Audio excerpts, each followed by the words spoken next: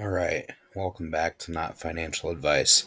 I'm going to ask you to hit like and subscribe on the video and channel, and we're going to get right into taking a look at McDonald's and its stock price and see if we can get a good idea about what its fair value might be. This was a request from a viewer, so thanks for that. And any of you watching, if there's a stock you want me to give my opinion on, you can just feel free to drop the stock's ticker symbol in the comments below. I'd be more than happy to do that for you. Um, so I'm going to start the video by asking the question, what does a McDouble, real estate, and a pack of cigarettes have in common? And by the end of the video, I think you'll know where I'm coming from with that strange question. So, as always, we are using Qualtrum. It's a piece of software I pay for to look at stocks. I'm not affiliated with them, but I'll leave the link to Qualtrum in the description below. So we can see McDonald's is currently trading at $252. Let's take a quick jog over here to Google and just sort of see the zoomed out price chart of McDonald's. They haven't reinvented the wheel in the last 20 years. So just looking at their stock price and sort of just a rough trend line, this is certainly a power stock, one that seems to just always go up, but also one that's likely overvalued. And, it could be Super Size Me number 3, along with someone found something truly horrible in their food and it got 300 million views on TikTok. Something like, and then maybe a lawsuit. If all three things of those happened, the stock might go back to its intrinsic value. And then at that point, you should sell all of your material possessions and probably buy it. If it was to ever to revert to its true fair value, that would be a strong buy. But I'm going to show you why here in a second. Obviously, everyone knows McDonald's, strong brand name. So where does the value of this stock come from? So I'm just going to touch on the first thing, and it's one of the things I said. So McDonald's owns all of the land that their stores are built on. And so there's this concept when looking at certain stocks that a stock could be valued by the sum of its parts.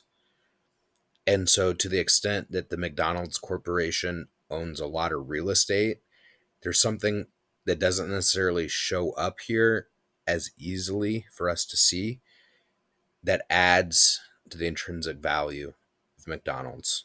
Okay. So not only their cash flows, not only their dividends, not only their brand, their intellectual property, their moat, but also their real estate. And so that's something that's a bit of a head scratcher.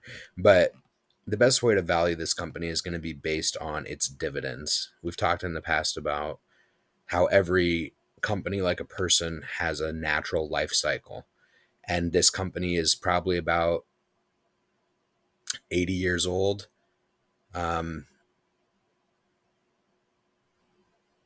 In calendar years, and it's about 80 years old in its life as well.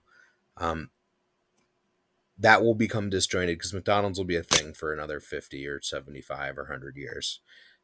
But right now, the age of the company and its life cycle is pretty close. And at this point in the company's life cycle, the dividends that it spits out is the most appropriate way to value such a company. So let's get into it. We'll just look right here. It's trading at a really high multiple, 26 forward PE ratio. It's very, very, very high. Very high. They have a good free cash flow yield. So for every $100 bill that goes through their till at the end of the day, after everything said and done, $3.52 of sheer profit. They have a lot of debt. They have $35 billion in debt, and credit ratings probably similar to the United States government. So probably should be all right, maybe. They got some cash. And now we're going to start talking about the dividend because that's how we're going to value this stock. So it pays a 2.9% 7% dividend yield at just under 55% payout ratio. So once they're done with all their money and they have profit left over, about 55% of that profit is paid directly out to shareholders. In so many words, that's what payout ratio means. So that's a really strong dividend, 2.7. It's quite a bit more than the US market, which I think is about 1.5 right now. The payout ratio is a little bit high, but for a company like this, I'm not super duper worried about it. I don't see the dividend going away. And I mean, for how much cash they touch, I think it's not overly alarming. It's at 55%. So let's look at the revenue. And this is where we're going to start talking about cigarettes. So this is probably where the movie Super Size Me came out, 2013. People wanted to be healthy. A funny, scary movie came out and told everyone how bad they were for their guilty pleasure of eating at McDonald's. Probably somewhere right around here. So the revenue's gone down a lot. Revenue went from 28 billion a year in 13 to 19 billion in fiscal year 2020, which included parts of 2019, probably. So then the scary dark time happened, and people wanted to get food outside of their house, but they would rather go to a drive-through than go inside. People wanted food that was comforting in times when they were upset. Then inflation happened, and McDonald's was able to raise prices. And so we can see this revenue in the last 2 years is up like 10%, but it declined by about a third. So overall, the revenue is trending down, but they've made some improvements here. Been able to pass through inflation. That's revenue. Let's look at their free cash flow. So the other thing that McDonald's has been able to do is other things that they've been able to do is they've been able to, if you remember a while back, they renovated a lot of their stores. They've also incorporated delivery, pickup orders, loyalty programs.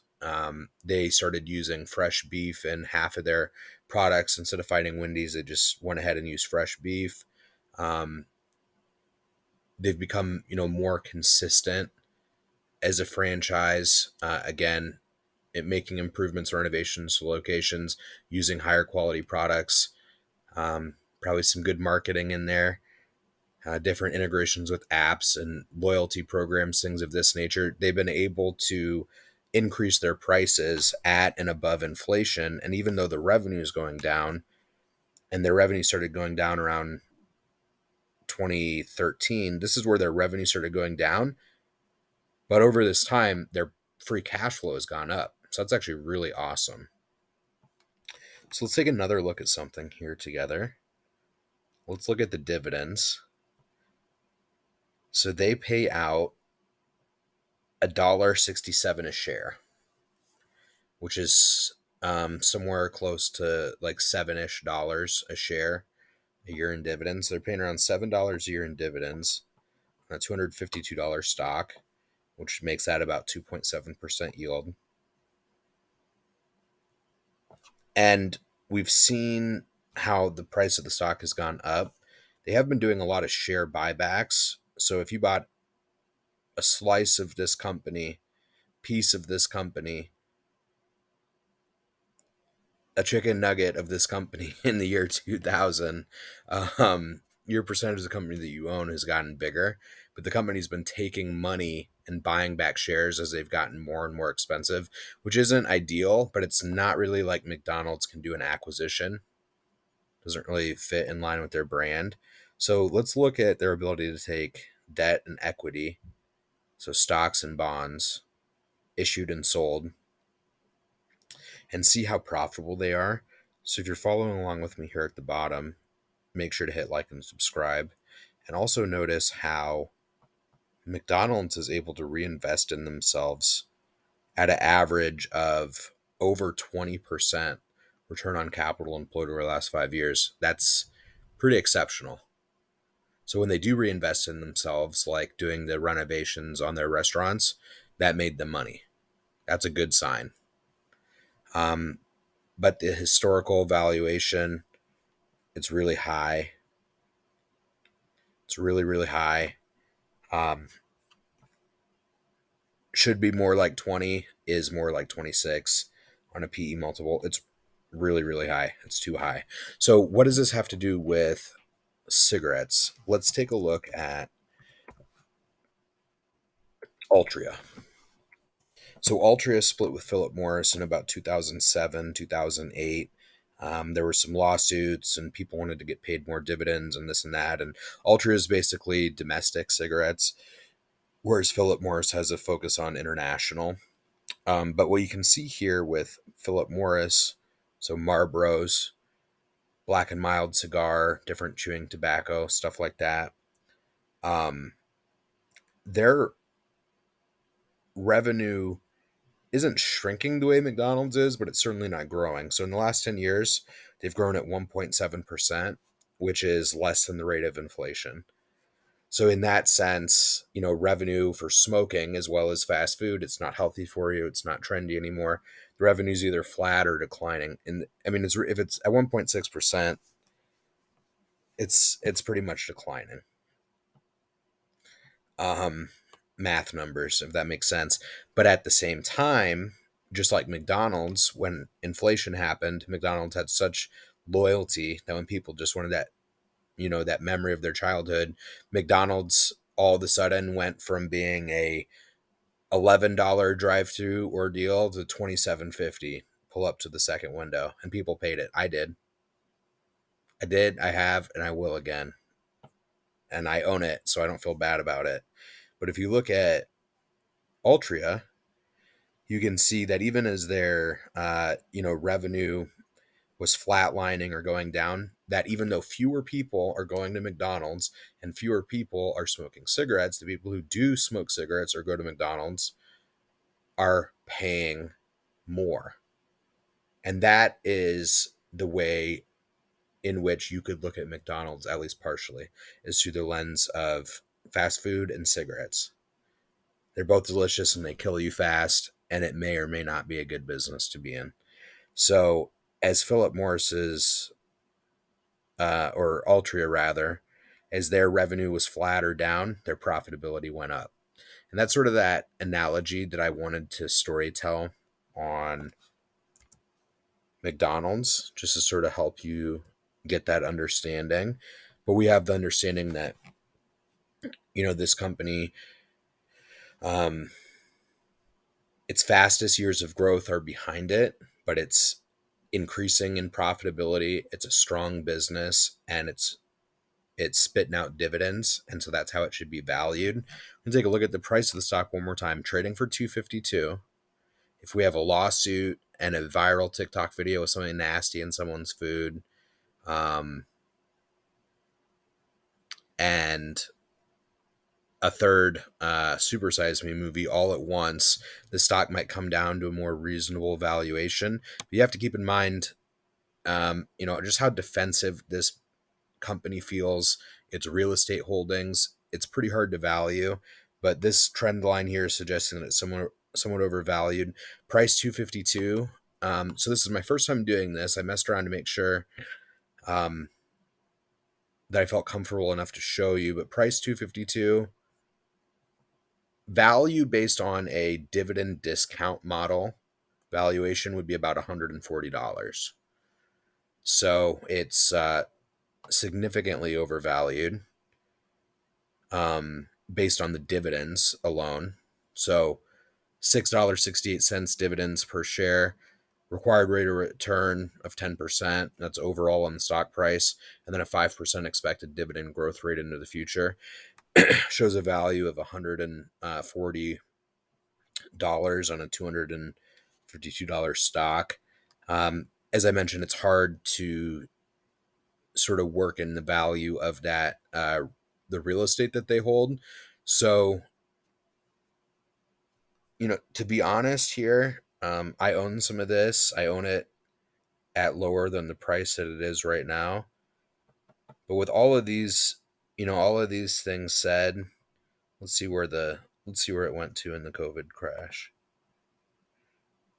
$140 value. So when the world was going to end, okay, look at that. So when the world was going to end, it went down to $150. Even at the end of the world, McDonald's was trading at a premium. So um, I like the company. I like their food even more. I own a little bit of it, not a lot, but on like a healthy diet, this could play a small role in your portfolio. Not financial advice. Like the video. Thanks for stopping by, and I'll see you in the next one.